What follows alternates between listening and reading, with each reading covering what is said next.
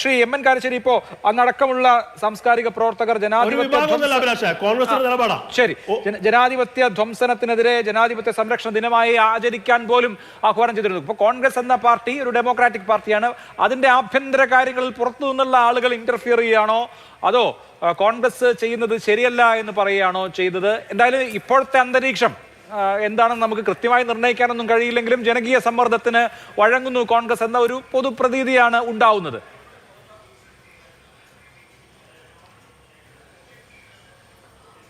അഭിലാഷ്, കേരളത്തിലെ മുഖ്യമന്ത്രി ആരാവണം, MLA ആരാവണം, അല്ലെങ്കിൽ KPC പ്രസിഡന്റ് ആരാവണം എന്നൊക്കെ അഭിപ്രായം പറയാൻ ഒരു സ്വതന്ത്ര രാഷ്ട്രത്തിലെ പൗരൻ എന്നുള്ള നിലയ്ക്ക് എനിക്ക് അവകാശമുണ്ട്. ഞാനിവിടുത്തെ ഒരു വോട്ടറാണ്. എനിക്കിവിടെ റേഷൻ കാർഡുണ്ട്. ഞാൻ നികുതി കൊടുക്കുന്ന, ഇവിടെ ജനിച്ചു വളർന്ന ഒരാളാണ്. അതുകൊണ്ട് അഭിപ്രായം പറയാൻ ആരുടെയും സമ്മതം ആവശ്യമില്ല.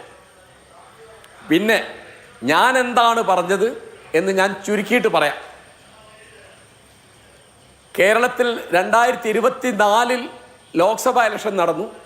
25 തദ്ദേശ സ്വയംഭരണ സ്ഥാപനങ്ങൾക്ക് തിരഞ്ഞെടുപ്പ് നടന്നു. 2026 നിയമസഭാ തിരഞ്ഞെടുപ്പ് വന്നു.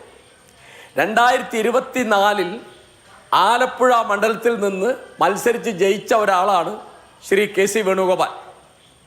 2025 തദ്ദേശ സ്വയംഭരണ സ്ഥാപനങ്ങളിൽ ഒരു കാര്യമായ മുന്നേറ്റം UDF ഉണ്ടാക്കിയപ്പോഴായിരിക്കണം അദ്ദേഹം നിയമസഭാ തെരഞ്ഞെടുപ്പിൽ ഒരു കുതിപ്പ് കിട്ടാൻ സാധ്യതയുണ്ടെന്ന് തിരിച്ചറിഞ്ഞത്. അല്ലെങ്കിൽ 2024 അദ്ദേഹം ലോക്സഭയിലേക്ക് മത്സരിക്കില്ലല്ലോ. 26 നിയമസഭാ ഇലക്ഷൻ വന്നു. നിയമസഭാ തെരഞ്ഞെടുപ്പ് വന്നപ്പോൾ അദ്ദേഹം അടങ്ങുന്ന ഹൈക്കമാൻഡാണ് ഒരു തത്വം അംഗീകരിച്ചത്. MP-മാർ MLA സ്ഥാനത്തേക്ക് മത്സരിക്കേണ്ട. അതിനെ സ്വാഗതം ചെയ്ത അനേക ലക്ഷം മലയാളികളുടെ ഒരാളാണ് ഞാൻ. കാരണം അത് ശരിയല്ല. ജനങ്ങൾ നിങ്ങളുടെ MP ആയിട്ട് തിരഞ്ഞെടുത്തു, പിന്നെ നിങ്ങൾ MLA ആകാൻ വരരുത്. അതവിടെ തീർന്നു, ഒരു പ്രശ്നമില്ല. പക്ഷെ പിന്നെ 102 സീറ്റ് കിട്ടി വരുമ്പോൾ അവിടെ പരിഗണിക്കേണ്ടത് ആരെയാണ്?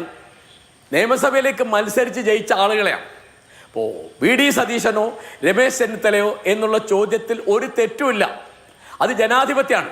പക്ഷേ ഒരിക്കലും നിയമസഭാ അംഗമല്ലാത്ത ലോക്സഭാ അംഗമായ ഹൈക്കമാൻഡ് എന്ന് പറയുന്നത് കേരളത്തിൽ ആരാണോ ആ ആള് മാത്രമായ KC വേണുഗോപാലിൻ്റെ പേര് അതിനകത്തേക്ക് വരുന്നത് അധാർമികമാണ് എന്ന് ഞാൻ പറഞ്ഞിട്ടുണ്ട്. ഞാൻ ഇപ്പോഴും ആ നിലപാടുകാരനാണ്.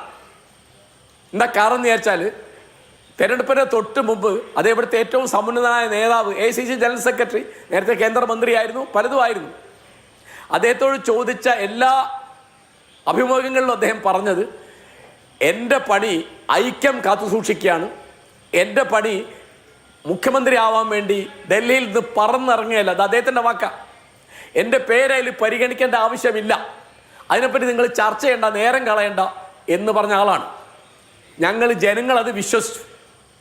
ആ വിശ്വാസത്തിനെതിരാണ് ഇപ്പോൾ നടക്കുന്ന എല്ലാ ചർച്ചകളും. അപ്പോൾ എന്താണ് ഉണ്ടായത്? ഇപ്പോൾ അനൂപ് ഇപ്പോൾ പറയുന്നത് മീഡിയ എന്തോ പറഞ്ഞതാ. അതിന് എനിക്ക് ഉത്തരവാദിത്തമല്ല. ജമാഅത്തെ ഇസ്ലാമിയെ കുട്ടിക്കാലം തൊട്ട് എതിർത്ത് പ്രസംഗിക്കുകയും ലേഖനം എഴുതുകയും പുസ്തകം എഴുതുകയും ഇപ്പോഴും അത്തരം ചർച്ചകളിൽ പങ്കെടുക്കുകയും ചെയ്യുന്ന ഒരാളാണ് ഞാൻ അവരുടെ ആശയപരമായ ഒരു ശത്രുവാണ്. അവർ പറഞ്ഞതിന് ഉത്തരവാദിത്തം എനിക്കില്ല. പിന്നെ ഇവിടൊക്കെ ജമാഅത്തെ ഇസ്ലാമിയാണ്, ഇവിടൊക്കെ മറ്റേതാണ് എന്നൊക്കെ വെള്ളാപ്പള്ളി നടേശനോ സുകുമാരൻ നായരോ കാന്തപുരം അബൂബക്കർ മുസ്ലിയാരോ അതുപോലെ വേറെ ആരെങ്കിലും പറയുന്ന മട്ടിൽ, അല്ലെങ്കിൽ ഇപ്പോൾ CPM പറയുന്ന മട്ടിൽ ഇപ്പോൾ വർത്തമാനം പറയരുത്. കേരളത്തിൽ 941 പഞ്ചായത്തുണ്ട്. ആ പഞ്ചായത്തുകളിൽ ഒന്നുപോലും ജമാഅത്തെ ഇസ്ലാമി ഭരിക്കുന്നില്ല. ഇവിടെ 140 നിയമസഭാ മണ്ഡലങ്ങളിൽ ഒരു മണ്ഡലത്തിൽ പോലും ഒരാളെ ജയിപ്പിക്കാനോ തോൽപ്പിക്കാനോ ഉള്ള രാഷ്ട്രീയ സാന്നിധ്യമല്ല ജമാഅത്തെ ഇസ്ലാമി. അവർക്ക് വെൽഫെയർ പാർട്ടി എന്നൊരു പാർട്ടിയുണ്ട്. ചില പഞ്ചായത്തുകളിലോ ചില കോർപ്പറേഷനിലോ ചില ബ്ലോക്ക് പഞ്ചായത്തിലൊക്കെ അവർക്ക് എവിടെയെങ്കിലൊക്കെ ചില മെമ്പർമാരുണ്ടാവും. അപ്പോൾ എപ്പോഴും ജമാഅത്തെ ഇസ്ലാമി എന്ന് പറയുന്ന ഒരു പണി ഇവിടെ എടുത്തുകൊണ്ടിരുന്നത് CPM-ആണ്. ആ പണി ഇപ്പോൾ കോൺഗ്രസിൽ ഒരു വിഭാഗം എടുക്കരുത്. അവർ ജമാഅത്തെ ഇസ്ലാമി ആ ആരോപണത്തിന് മറുപടി, ഇപ്പോൾ കേരളം മറുപടി പറഞ്ഞല്ലോ അതിനൊക്കെ. ഇവിടെ ജാതിയോ മതമോ നോക്കിയല്ല തെരഞ്ഞെടുപ്പ്. ഇവിടെ രാഷ്ട്രീയ പ്രബുദ്ധമാണ് കേരളം എന്ന് തെളിയിച്ചു. ഞാൻ ഉദാഹരണം പറയാം. മലപ്പുറം ജില്ലയിലെ തവനൂർ മണ്ഡലത്തിൽ 2% ക്രിസ്ത്യാനികൾ പോലും ഇല്ലാത്തടത്ത് അവിടുത്തെ DCC പ്രസിഡന്റ് VS ജോയ് ജയിച്ചല്ലോ KT ജലീലിനെ തോൽപ്പിച്ചിട്ട്. എങ്ങനെയാണ് പയ്യന്നൂരിൽ കുഞ്ഞുകൃഷ്ണൻ ജയിച്ചത്? എങ്ങനെയാണ് തളിപ്പറമ്പിൽ TK ദിവാകരൻ മാഷി ജയിച്ചത്? എങ്ങനെയാണ്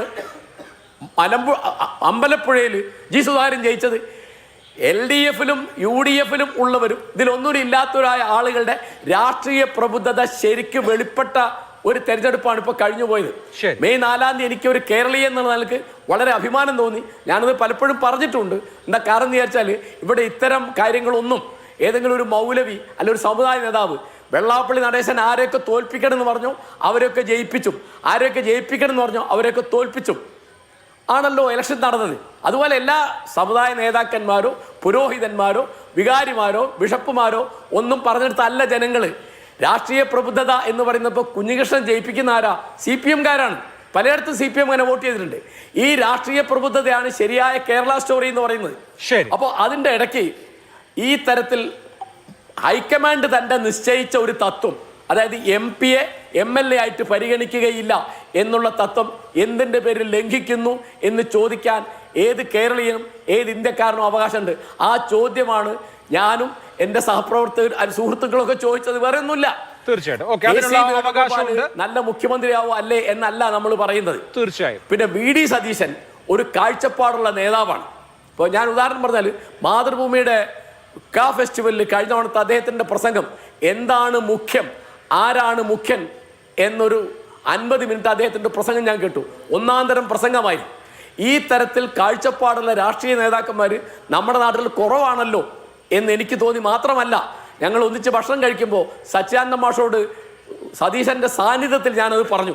ആ പ്രസംഗം വളരെ നന്നായിരുന്നു. പിന്നെ പാർട്ടിക്കകത്ത് ഗ്രൂപ്പ് കളിക്കാത്ത ഒരാളാണ് സതീശൻ എന്നതിൻ്റെ തെളിവ് ഈ 25 കൊല്ലത്തിനിടയ്ക്ക് ഒരിക്കൽ പോലും അദ്ദേഹം മന്ത്രിയായില്ല എന്നുള്ളതാണ്. അദ്ദേഹത്തിന് ഗ്രൂപ്പില്ല.